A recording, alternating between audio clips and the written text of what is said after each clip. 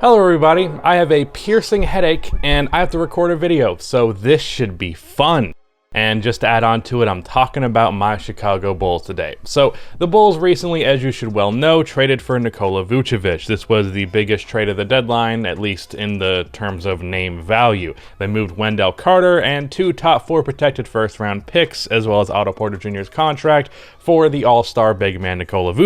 Now that's all well and good, but the issue is through 10 games, they are now just 3-7, and they're not looking all that good. The Bulls, despite significantly adding to their amount of talent, still have many problems that existed before Vucevic, and now have a couple of problems that are new to Vucevic. So let's talk about those problems and hopefully figure out potential solutions.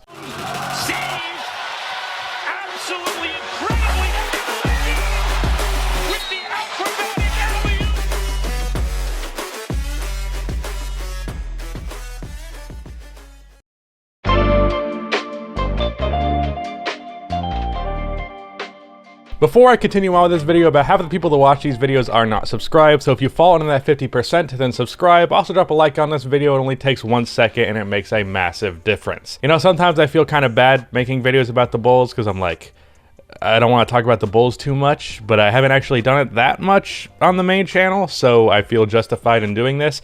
Also, not gonna lie, kind of doing this in hopes to jinx it, because every time I talk negatively about a young player, they play awesome. I talked bad about the Celtics, and now they're 7-3 in their last 10, so hopefully I can do this for the Bulls, although with my luck, the curse won't work for them. So let's get into these issues. First of all, the biggest one that's most concerning to me is that Zach LaVine and Nikola have not been positive on the court together. Their starting lineup overall has been positive, but when they're running lineups of Zach and Vooch, just in general, both of them have been better kind of separate from each other.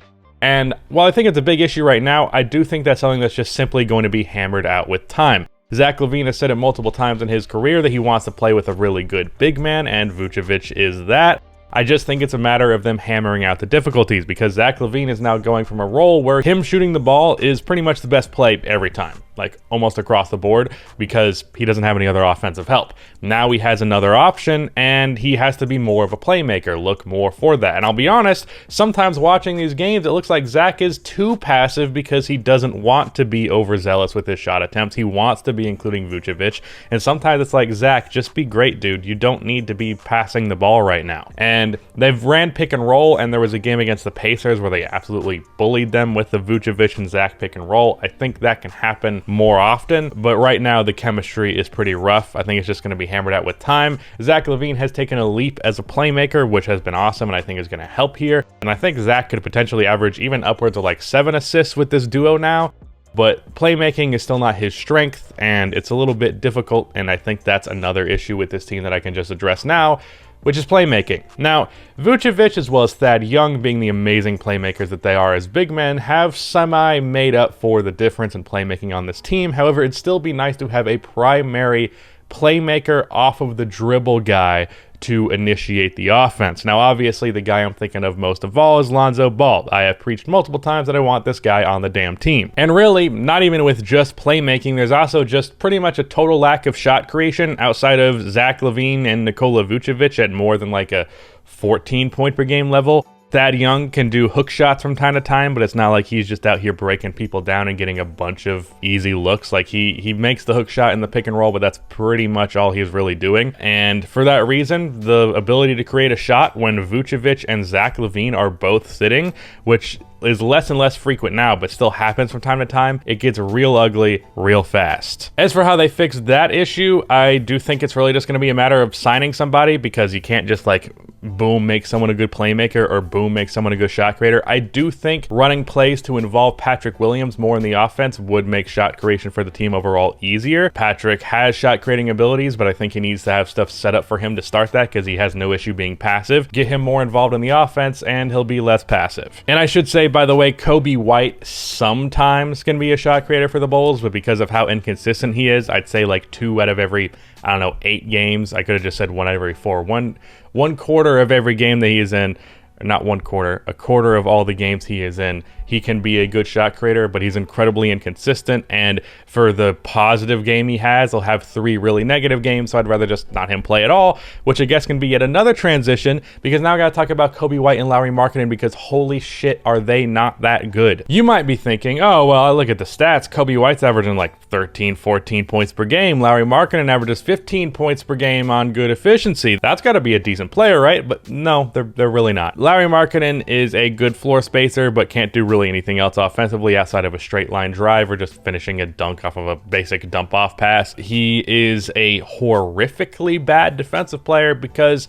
he really could only function as a center in the modern NBA, but he cannot be a center on this Bulls team with Vucevic and Daniel Theis. So he's kind of a nightmare defensively because he cannot defend fours, and really, even if he was a big man, he's too soft to defend bigs that are actually good. So he's just a massive defensive liability, and because he's just a floor spacer, does not bring that much value. Coby White, as I mentioned earlier, incredibly inconsistent and not a good playmaker, and it's actually very, very frustrating watching him play. And I've mentioned this a million times with the Bulls now, that he's just simply not that great, and I don't see it with him being a good player. Not even, I'd say maybe a good player one day, but not a great player by any means. I don't think he's going to be an all-star level player or anything like that, and so many Bulls fans are hell-bent on that being the case. I think gradually as time goes on, my take about him not being that great has been proven more and more right, and Bulls fans are starting to come around to that, but there's still pushback to it that annoys me quite a bit. I would like both Coby and Lauri to not be on this team anymore by the end of the season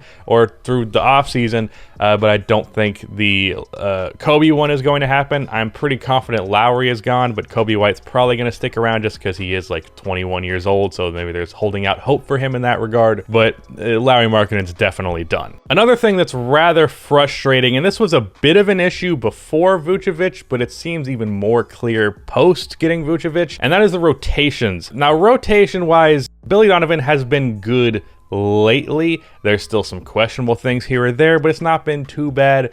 But to start, Zach and Vucevic were not being staggered like at all. There'd be like 2-3 minute stretches where they played without each other in each game, and that's about it.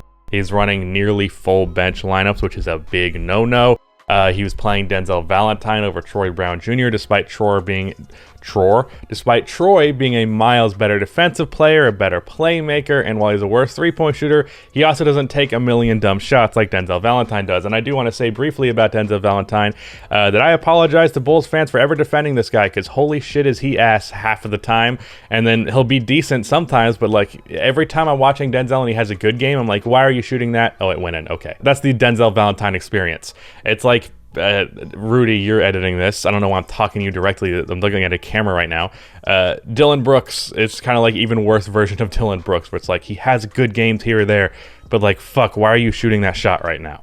That's Denzel Valentine. Also, he's been running Lauri Markkanen at small forward lately, which is like, just don't do that. That's a bad idea. I'd rather just have Patrick or Troy Brown in. Like that, make that your small forward rotation. There's no need to do that. Or also, he's been running so many lineups where it's Coby White and Zach Lavine instead of Coby and Vucevic. When you look at the on-off numbers, Coby and Zach next to each other is horrible net rating wise. Both of them are significantly better without the other on the court. So you'd think that he would pair the ball handling Coby White next to Nikola Vucevic in the rotation, but it seems like anytime Coby is in the game, Zach is in the game, and half the time Vucevic is not in the game.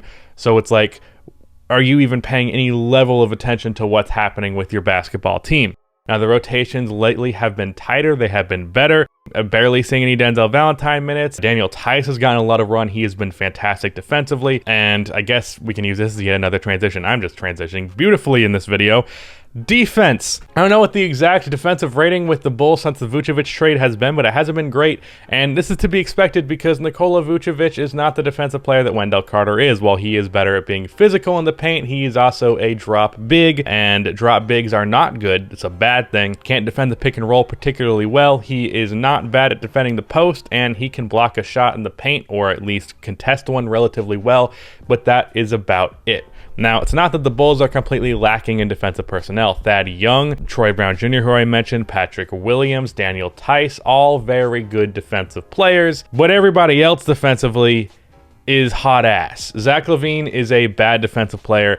Vucevic is a mediocre to sometimes bad defensive player. Coby White is a really bad defensive player. Lauri Markkanen is a pathetically bad defensive player. Denzel Valentine's not a very good defensive player. Satoransky is an okay defensive player just simply by the fact that he is 6'7", but other than that, not a good defensive player either.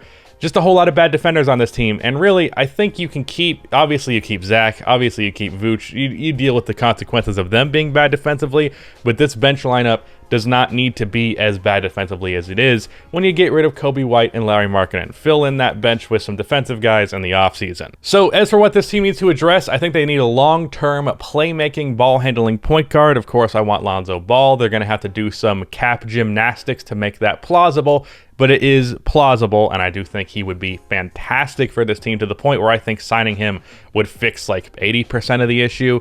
On top of that, defensively, this team needs to get depth in that department. They need to get rid of Coby White and Lauri Markkanen, even though I think Coby is probably going to stick around. At least replacing Lauri Markkanen with a good defensive forward is going to make a massive difference. The rotations need to be consistent and better. While they have been better lately, there was even lately a game a couple of days ago or even a day ago where Denzel Valentine got like 15 minutes, and it's like, dude, no, stop doing that. And everyone was healthy, so there was no justification for it. Just consistent rotations. Stagger Zach and Vucevic to where one of them is on the court at all times. Of course, get some overlap there, but the offense can at least be pretty damn good that way. Get Coby and Vooch together instead of Coby and Zach, and that should be significantly better. As for something else that would just be nice to have, adding another scorer could make a difference, or just Patrick Williams taking a leap in his second year and being like a 15-point per game guy would make a big difference. Either way, it'd be nice to see some more offense outside of just Zach Lavine and Nikola Vucevic. So that was the many problems with the Chicago Bulls. Hopefully, this video can jinx it, and now the Bulls are going to be like, what's it, like 19 games left? 19-0. Let's do it. Yeah. Shout out to Rudy for editing this video. That is the end of this video. Please be sure to like and subscribe for NBA content like this, and cue the outro music. My head is killing me!